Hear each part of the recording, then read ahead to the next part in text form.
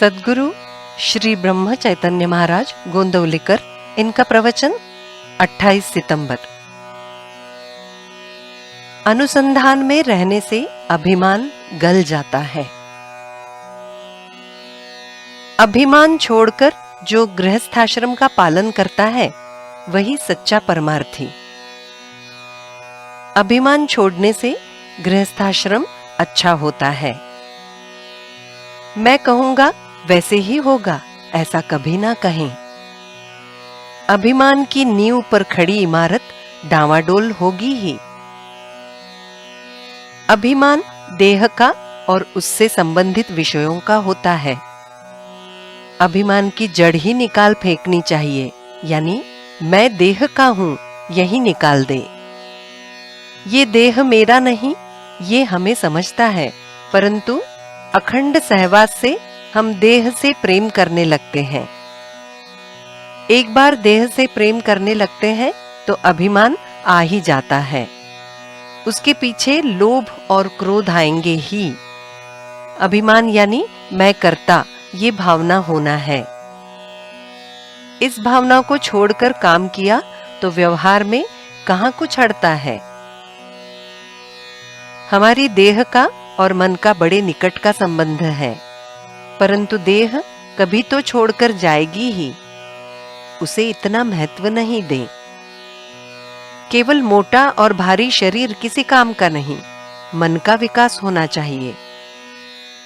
मैं भगवान का हूं, ये एक बार मन ने जान लिया तो फिर अभिमान रहित हो सकते हैं। हमेशा भगवत भजन में रहने का प्रयास करना चाहिए, यानी अभिमान स्पर्श भी नहीं कर पाएगा। अश्रुपूरित और करुणायुक्त नयनों से भगवान का भजन करें और उसे शरण जाएं। भगवान कृपा किए बिना नहीं रहेंगे। हमें अपनी मर्यादा जानकर वर्तन करना चाहिए। अमुक एक बात किसी विशिष्ट पद्धति से घटित हो, ऐसा जब तक हमें लगता है तब तक व्यावहारिक मार्ग से योग्य प्रयास हमें करना चाहिए। प्रयास करने के बाद मात्र उसका फल भगवान की इच्छा पर सौंप देना चाहिए और जो भी घटित होगा उसमें संतोष मानना चाहिए। अपना अंतःकरण सदैव शुद्ध रखें। रात में सोने के लिए बिस्तर पर लेटने पर अपने अंतरंग की जांच कर देखें। क्या मैं किसी का द्वेष मत्सर करता हूं? ऐसा हो तो उसे मन से जबरन निकाल दें। वो थोड़ा सा भी बचा रहेगा तो वो हमारे परमार्थ के आड़े आएगा। हमारे मन ने निश्चय पूर्वक हमें ये बताना चाहिए कि मैं किसी का भी द्वेष नहीं करता। हमारा अंतःकरण इतना शुद्ध और सरल होना चाहिए कि हमें तो किसी का द्वेष मत्सर करना ही नहीं चाहिए, परंतु दूसरा कोई हमारा द्वेष करता होगा, ये कल्पना भी हमारे मन में आनी नहीं चाहिए।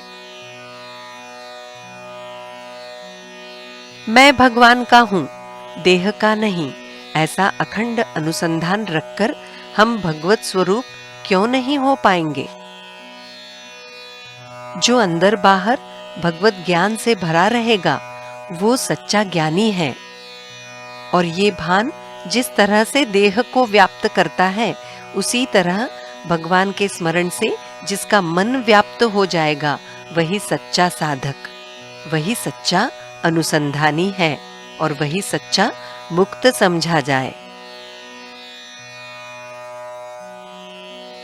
अग्नि के पास घी रखने पर वो पिघलता है, वैसे ही नाम की अंगीठी रखी तो अभिमान पिघलना ही चाहिए।